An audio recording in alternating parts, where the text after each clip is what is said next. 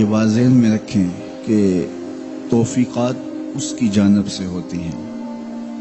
تو اس سے ہمیشہ توفیق مانگیں کہ اللہ اپنے حضور جھکنے کی توفیق نصیب کر دے۔ اس سے بڑا بدبخت نہیں ہے جو اللہ کے حضور جھکنا بھی نہیں جانتا۔ فجر کی اذان ہو رہی ہے اور وہ سو رہا ہے، ظہر گزر گئی کھیل کود میں لگا ہے، عصر گزر گئی وہ اپنے کاروبار میں منہمک ہے، مغرب عشاء گزر گئی اس کو خبر بھی نہیں۔ 5 نمازیں 5 اوقات میں گزر گئی اور اس کا سارا وقت غفلت میں گزر گیا۔ کیسے چین کی نیند آ گئی، کیسا مسلمان ہے، کیسا کلمہ گو ہے۔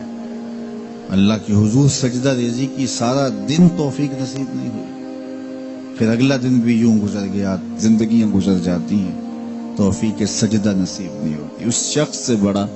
بدبخت کوئی نہیں جس کو اللہ کے حضور جھکنا نصیب نہیں ہوتا۔ اور یہ بات ذہن میں رکھیے گا، اللہ جب کسی سے ناراض ہوتا ہے تو رزق بند نہیں کرتا، اس کے لیے آب و دانے کی بندش نہیں کر دیتا، اس کی دیگر ضروریات روک نہیں لیتا، اس کو ہر کچھ بہم پہنچ رہا ہوتا ہے، لیکن اللہ کسی سے ناراض ہو سجدے کی توفیق چھین لیتا ہے۔ بندہ سمجھتا میں نماز نہیں پڑھتا، میاں تو کون ہے، تجھے توفیق سجدہ ہی نہیں دی جا رہی، تو نے اللہ کو ناراض کر لیا ہے، وہ تجھے اپنی چوکھٹ پہ بلاتا ہی نہیں، اپنی دہلیز پہ تمہیں حاضری کا اذن ہی نہیں دے رہا، تو اس سے معافی مانگو اور 5 گانا باجماعت نماز شعار زندگی بناؤ۔ اللہ کے محبوب علیہ السلام نے ارشاد فرمایا، حضرت انس رضی اللہ تعالی عنہ کی مرویات سے ہے، صحیح بخاری میں یہ حدیث موجود ہے کہ آقا کریم نے ارشاد فرمایا، ان احدکم اذا صلی ینادی ربہ، تم میں سے جب کوئی شخص نماز پڑھتا ہے تو وہ اپنے رب سے سرگوشیاں کر رہا ہوتا ہے۔ یہ اپنے رب سے ہم کلام ہونا ہے۔ حضرت سہل بن عبداللہ تستری کسی جنگل میں رہتے تھے، کچھ لوگ انہیں ملنے گئے تو کسی نے پوچھا واپسی پہ کہ حضرت یہاں تنہائی میں دن اور راتیں کیسے کاٹتے ہو؟ تو حضرت سہل نے کہا تمہیں کس نے کہا ہے میں تنہا رہتا ہوں؟ کہا کسی نے کیا کہنا تھا، ہم خود دیکھ رہے ہیں آپ تنہا ہیں۔ فرمایا تم نے غلط دیکھا، میرا جب اس سے باتیں کرنے کو جی چاہتا ہے تو میں نماز کے لیے کھڑا ہو جاتا ہوں، اور جب اس کی باتیں سننے کو جی چاہتا ہے تو قرآن کھول کے بیٹھ جاتا ہوں، کبھی اپنی سناتا رہتا ہوں کبھی اس کی سنتا رہتا ہوں۔ تمہیں کس نے کہا میں تنہا رہتا ہوں؟ میں تو دم دم اپنے رب کے ساتھ رہتا ہوں۔ تو جو نماز پڑھتا ہے وہ اپنے رب سے سرگوشیاں کرتا ہے، وہ اپنے رب سے بات کرتا ہے، اپنے رب سے ہم کلام ہوتا ہے۔ تو خوش نصیب لوگ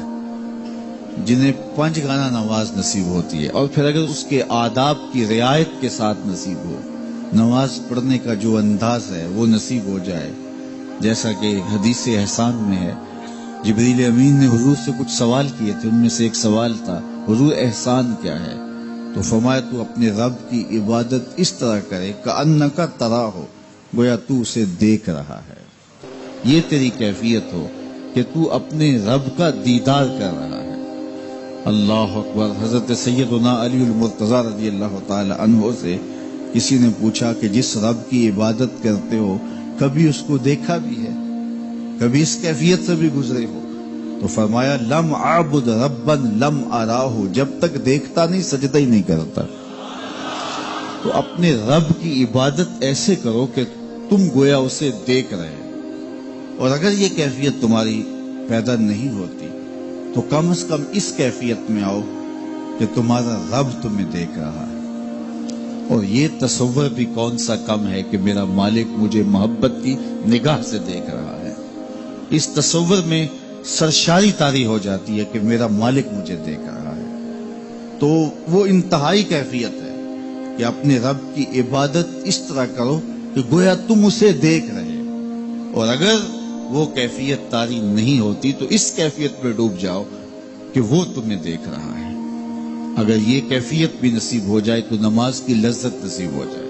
نماز کا سرور نصیب ہو جائے، نماز کا حظ پیدا ہو جائے۔ میں نے ایسے لوگ بھی دیکھے ہیں مسجد کی ہمسائیگی میں ہوتے ہیں، نماز کی توفیق نہیں ہوتی۔ بعض اوقات یہ دیکھنے میں آتا ہے کہ کوئی جنازہ ہو جاتا ہے تو ظہر کے بعد جنازہ ہے، عصر کے بعد جنازہ ہے، تو گھر بالکل مسجد کے قریب ہے، تو ظہر کے بعد میت اٹھائی جائے گی، تو سب وضو سے ہوتے ہیں، تو نماز کا وقت ہوا تو سب مسجد میں چلے گئے کہ نماز پڑھیں، اس کے بعد جنازہ اٹھائیں گے، اور بے نمازی ادھر ادھر گلیوں میں منہ چھپاتے پھر رہے ہوتے ہیں، وضو بھی کیا ہوا ہے رسماً، لیکن مسجد میں جانے کی توفیق نہیں ملتی، وہ سمجھتے ہیں ہم نہیں جا رہے، میاں تمہیں کوئی بلا ہی نہیں رہا، اتنے بد نصیب ہو، جنازہ بھی تم اللہ کے لیے نہیں پڑھنے آئے، وہ بھی کسی کے دکھلاوے کے لیے آئے، وہ تو فرض کفایہ ہے اور یہ نماز فرض عین تھی، اور یہاں اللہ کا بلاوا آیا، اس کے لیے اذان کوئی نہیں، اس کے لیے اذان ہے، اور تم یہاں اذان سننے کے باوجود بھی مسجد کے باہر گھوم رہے ہو، بہانے بہانے کبھی ادھر جا رہے ہو کبھی ادھر جا رہے ہو، اور نمازی مسجد کا رخ کر رہے ہیں، تو یہ کتنی بد نصیبی ہوتی ہے کسی شخص کی کہ مسجد کی ہمسائیگی میں بھی رہتا ہو اور مسجد کے قرب میں کھڑا ہو، اسے نماز کی توفیق نہ نصیب، تو یہ اس کی طرف سے توفیقات نصیب ہوتی ہیں۔ میں ایک بات سنایا کرتا ہوں کہ لاہور جب بڑی چہل پہل ہوا کرتی تھی ہمارے ریلوے اسٹیشن پہ، تو بہت سارے لوگ ریلوے کے ذریعے آیا کرتے تھے، تو وہاں کلیوں کی قطاریں ہوا کرتی تھی، ایک بوڑھا کلی، ٹرین کا وقت ایسا تھا کہ وہ رکی آ کے، تو اس نے کسی کا سامان اٹھایا، تو میکلوڈ روڈ پہ جانا تھا، تو راستے میں نوری مسجد پڑتی ہے، تو اس نے کہا قریب آ کے کہ بابو جی میری نماز عصر رہتی ہے، تو ذرا 2 منٹ کے لیے رکیے میں نماز پڑھ لوں، تو اس نے کہا ٹھیک ہے، سامان رکھا اور بابا جی اندر نماز پڑھنے چلے گئے، نماز ذرا اعتدال کے ساتھ پڑھتے تھے، رکوع و سجود اچھے طریقے سے کرتے تھے، اور یہ بار بار ٹائم دیکھتا ہے اور کبھی اندر جھانکتا ہے، تو بابا جی ابھی رکوع میں ہیں، کبھی سجدے میں ہیں، کبھی قیام میں ہیں،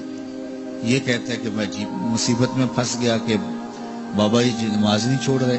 خیر بابا جی نے سلام پھیرا، ان کو تسبیحات فاطمہ پڑھنے کی عادت بھی تھی، وہ تسبیحات پڑھنے لگ گئے، تو اس کا پیمانہ صبر لبریز ہو گیا، وہ جہاں جوتے اتارتے تو وہاں جا کے اندر جھانک کے کہتا بابا آ بھی جا، تینوں کیڑی شے باہر نہیں آن دیندی، تو بابے نے یوں پلٹ کے دیکھا اور مسکرا کے کہا پتر جڑی شے تینوں اندر نہیں آن دیندی،